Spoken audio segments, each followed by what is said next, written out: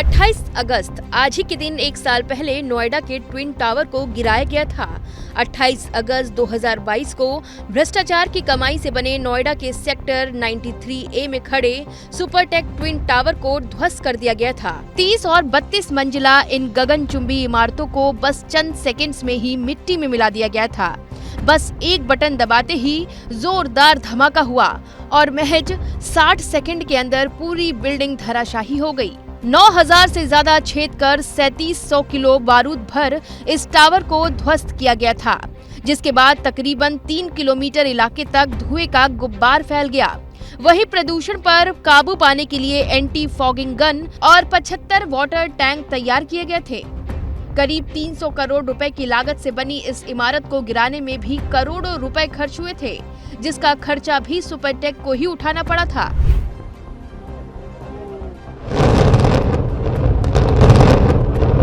आइए जानते हैं कि ट्विन टावर को गिराने में कितना खर्चा आया था और इस इमारत को गिराया क्यों गया था।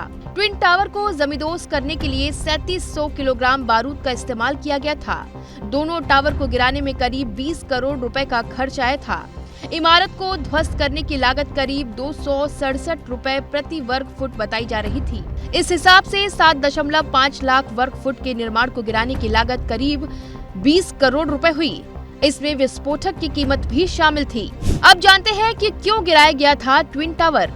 सालों की कानूनी लड़ाई लड़ने के बाद सुप्रीम कोर्ट ने सुपरटेक ट्विन टावर को गिराने का आदेश दिया था।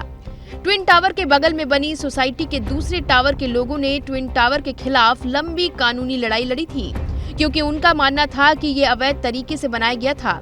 पहले ये लड़ाई नोएडा अथॉरिटी से शुरू हुई, इसके बाद इलाहाबाद हाई कोर्ट पहुंची और फिर मामला सुप्रीम कोर्ट तक पहुंच गया। सुप्रीम कोर्ट ने नागरिकों के अधिकारों और गैर कानूनी तरीके से हुए निर्माण को मद्देनजर रखते हुए इन टावरों को गिराने का आदेश दिया था, जिसका सारा खर्च सुपरटेक कंपनी को उठाना पड़ा था।